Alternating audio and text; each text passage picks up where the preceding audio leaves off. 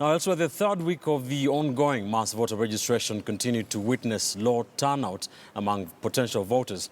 The Independent Electoral and Boundaries Commission, IEBC, has expressed concern that 8 counties, with each having over 100,000 potential voters, have enrolled below 20% of the targeted voters. And as Patrick Amimo now reports, a section of social scientists interviewed attributed the low turnout to a youthful population that is disillusioned with the political process and politicians in general.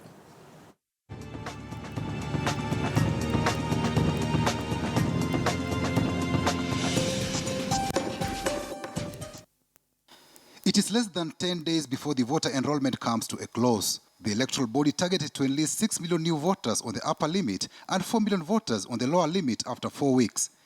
It set a weekly target of 1.5 million voters countrywide.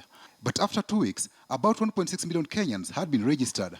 We are concerned that some counties with the highest potential voting population of 100,000 and more are below 20% of their total target. Sociologist Samuel Wakanyua says though majority of the targeted voters are youth, they are not interested to enlist because grand promises made by politicians in every election cycle end up unfulfilled. Because these are young people who are interested with the politics of here and now. What do I start to gain if I elect you? Some of them are politically naive. They're not interested in politics. When we were university students, we were political animals. Political animals in the sense that we would determine political processes and intervene whenever there were issues. And even the major players of today, the politicians, even the leading players, are the baby boomers, you know, and the X generation. So you find that they are also have not gotten what really excites the youth. These electoral processes are not simple things.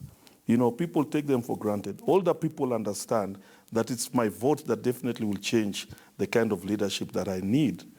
But for most young people, they are myriad of many things that go around their minds. There's employment. There's feeding their young families for those who have families. So, and unless we have an outreached civic education awareness program, then this whole exercise could be futile. According to provisional returns from IEBC, by 31st January, Kiambu County led the top 10 counties with over 100,000 eligible voters in recruiting new voters. It was followed by Murang'a, Nakuru, Meru, and Machakos counties in that order. Mombasa County took 6th position, followed by Kilifi, Nairobi, Kisumu, and Kakamega. Clearly, counties perceived to be in Jubilee strongholds led the pack in voter listing. I think for Central Province, it will be the idea of defending the presidency. At the same time, I think Jubilee has a better organizational plan and strategy than NASA or CORD. I really sympathize with the CORD or NASA. They are being misled into believing that by moving all over the country in choppers and raising dust, that is going to give them votes in terms of registration. No. But Jubilee is playing this game at another level. At the public level, they are in the skies together with Raila and Musalia and Kalonzo. But the real game for Jubilee is on the ground. And when this thing is over, I can assure you, Raila, Musalia, these guys will be embarrassed. They will be ashamed. They will not have the numbers. God! God! Interestingly, though mobilization rallies organized by both Jubilee and the opposition have attracted large crowds, the crowds have not jumped registration centers to translate into votes. This government, the way it has fared, people are so disillusioned, right? They were expecting a lot because there was generation gap from the Kibaki administration to the current government. So people expected more. Now, when they see the maybe issues to do with the corruption, right?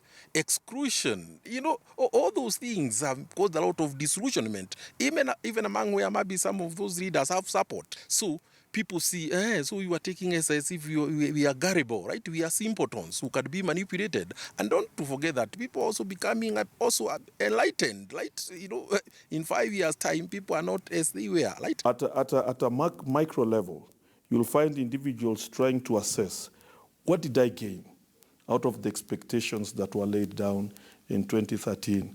And people find that the cost of living index has gone high.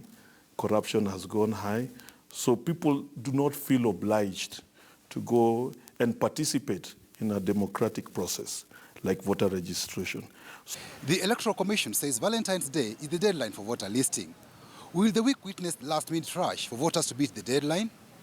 Patrick Amimo, KTN News, Nairobi.